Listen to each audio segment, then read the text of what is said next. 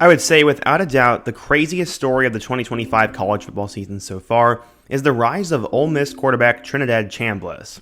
It is no secret that Lane Kiffin has done a good job at the quarterback spot, with guys like Matt Corral and Jackson Dart both going off to the NFL after having successful Ole Miss careers. It looked like Austin Simmons was going to be the next big thing for the Rebels, but after an early injury, all of a sudden Ole Miss had to turn their season over to a Division II transfer. I remember doing a video during the spring portal window about some names that you should know, and I put Trinidad Chambliss in there just because he was an accomplished quarterback who is now going to be a backup at Ole Miss. But the keyword is backup. Never in a million years did I think Trinidad would ever see the field at Ole Miss, let alone become one of the best players in college football and have the Rebels ranked. In today's video, we're going to talk about how Trinidad Chambliss went from a 0-star recruit to a national champion at the Division II level, and now a guy who is fighting for the Heisman Trophy at Ole Miss. But before we get started, if you're a big fan of college football, be sure to subscribe to the channel, leave a like if you want to support today's video, and let me know what player, team, topic, or situation I can cover next. Now let's go ahead and get started and talk about the insane rise of Trinidad Chambliss. So yeah, right now he's the talk of the town in college football, and when asked if he was tired of being labeled as that Division II guy, he said not at all. Quote, "That's just pride. I grew up and I didn't have any offers coming out of high school, just Division III and Division II. Ferris State took a chance on me, and I have to thank them for that. They developed me as a player and as a person, and it was the best thing for me." Growing up in the state of Michigan, Chambliss began playing sports at a very early age. He came from a sports-driven family, as his dad played college football, his mother played volleyball and high school basketball, plus his brother did both sports as well. His brother Tyler said that Trinidad could catch a football before he could even walk, saying, quote, "Our dad used to roll up socks together and toss it at him. He was catching stuff before he was walking and talking." Chambliss's journey to Ferris State almost didn't happen, as during the recruiting process, he would have to make a decision. He was an all-state player in both football and basketball, and held offers at the next level for both sports. At one point, Chambliss was close to picking basketball over football. He said, quote, "I honestly wanted to play basketball in college, but no schools were reaching out. I was getting scholarship offers for football, and I decided I'm going to play football after all. My love was for basketball, but God works in mysterious ways, and he chose the path of football for me." Chambliss felt he was extremely underrated and under-recruited, and whether that was due to his size, frame, or just the type of player he was, he didn't know. He said, quote, "I was definitely underrated and underappreciated. I guess I didn't fit the eye test coming out of high school. I wasn't 6'3" made of muscle. It was annoying because I knew the type of player I could be given the right situation." So yeah, Chambliss ended up holding some other Division II offers, but chose Ferris State due to the family's feelings towards the Bulldogs and the togetherness they showed during the recruiting process. He was a star at Forest Hills Northern High School, but was unranked in the 24/7 Sports composite. So how'd he end up doing at Ferris State? Well, let's go ahead and take a look. So when Trinidad arrived at Ferris State, he said he always felt he was being slighted, and he was obsessed at being the best player he could possibly be. He did not appear in any games during his first 2 seasons, and played very sparingly during the 2023 season. This would discourage Chambliss, but pushed him to work harder than ever, and he eventually won the starting job in 2024. He tried to step up to bring Ferris State football to the promised land, and it would end up happening. After a Week 0 loss to Pittsburgh State, he doubted his ability to lead the team, but his teammates and coaches supported him. He said, quote, "I didn't know if I could be the quarterback of this team, and I didn't think I was good enough, but then I found myself doing things I never thought I could do." After the Week 0 loss, Chambliss led the team to an undefeated rest of the season, including a national championship win over Valdosta State. He racked up more than 3,000 yards of total offense and 51 total touchdowns. He ran for 1,000 and threw for about 3,000. He finished 3rd overall in the Harlan Hill Trophy voting, which is basically the Division II Player of the Year. He was instrumental in their 49-14 win in the D2 title, as he had 153 yards passing and 3 touchdowns, and also ran for 2 more. Chambliss said, quote, "We expected to be there in December playing for a national championship. The whole trip, nobody got over their heads, and we made sure we finished business. I signed up for it, and it's a national championship standard here." Chambliss played in 25 games during his career at Ferris State, starting 16 of them. He led them to that national championship in 2024, which was their 3rd in 4 years. In the weeks after he led Ferris State to the D2 title, his quarterback trainer pitched the idea that he should do something else. He said, quote, "I think you've accomplished everything you need to accomplish at that level.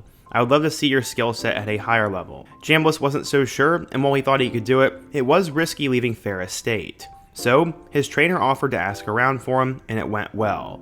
There were a couple of hiccups, most notably the fact that you had to download ESPN Plus to watch his film, but once they saw it, it apparently popped off the page, and he got a lot of interest. After announcing his decision to enter the transfer portal, he got immediate offers from schools like WKU, Marshall, and Temple, such as Ole Miss, Ohio State, and Minnesota were also trying to recruit him. The Buckeyes would ultimately back off as they were in the market for a backup, and it just wasn't him. No program was more all-in on Chambliss than Temple, though. The Owls scouts absolutely loved him, and they thought he was the most underrated quarterback in the country. One scout said, quote, "He would be a game changer, and we were all in." Apparently, he was going to get about $300,000 for it, which is a lot for a group of 6 quarterback, and he was going to be the foundational piece of Casey Keeler's rebuild, the coach who just came from Sam Houston State. But Ole Miss also had a terrible time trying to find a backup, and they swung and missed on a couple of players, and eventually they convinced Chambliss to take a visit to Oxford. Temple would have a visit scheduled for Monday, and the Rebels convinced him to come on Saturday. But sadly for the Owls, Temple got a call that Chambliss had committed to Ole Miss that Sunday, and he would never end up visiting. They offered him pretty much double the money and an opportunity to play in the SEC. Plus, they liked the coaching staff. He eventually announced his commitment to Ole Miss just 3 days after being in the portal. He also apparently did it the right way, as Ferris State's head coach said, quote, "He kept me in the loop, which I appreciate. He's been very respectful of our program, and he's a super great young man, and I love him as a football player, and even more as a person." He said he loved Ole Miss because of their family atmosphere, and that it reminded him a lot of Ferris State. There was going to be some hurdles though. Ferris State was D2, and Ole Miss was in the SEC. He did say the intensity on the offensive and defensive lines was a little bit different, but at the end of the day, football is just football. Honestly, people in the media were saying that it was a decent pickup as a backup, but nobody in a million years thought he'd actually see the field. It was Austin Simmons' job to lose, but then the games actually were played, and the unthinkable has happened. For the first game, Trinidad would end up following suit, as he was the backup to Austin Simmons, but would play a bit against Georgia State. In their 63-7 win, he'd complete 4 of 6 passes for 59 yards in his first career SEC touchdown. That alone was a big accomplishment for a guy playing Division II football, but then he was asked to do more.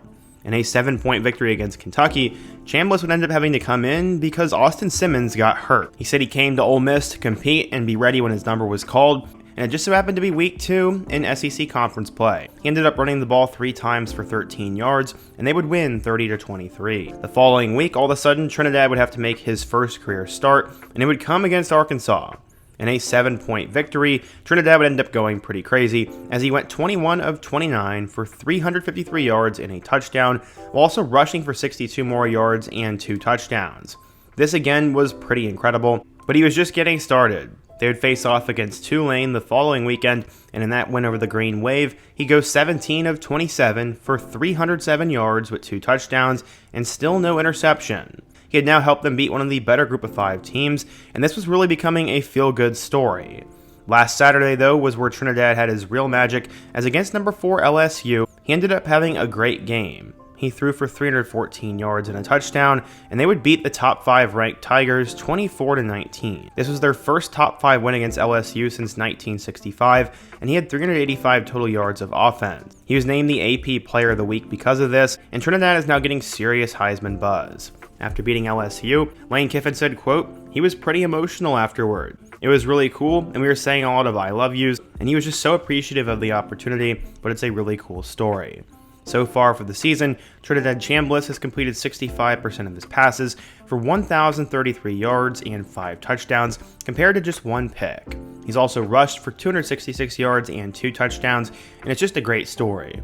Kiffin said, quote, "I like good stories, and there's this short kid from Division II, and he goes against Garrett Nussmeier and the Mighty Tiger, so it was really cool." Chambliss is the first SEC quarterback since 1994 with 300 passing yards and 50 rushing yards in 3 straight games, and he's also the first Ole Miss quarterback to throw for 300 yards in each of his first career starts, all the way since Jordan Ta'amu back in 2017. So what does that mean for Austin Simmons then? Because he was supposed to be the guy going into the season. Well, no one really knows the timetable of his injury, but it looks like Trinidad has taken his spot. Kiffin said, quote, "We have a bye week coming up at 5-0 in first place in the conference, and it's a good problem to have. I don't have that answer right now, and I don't need to have it right now."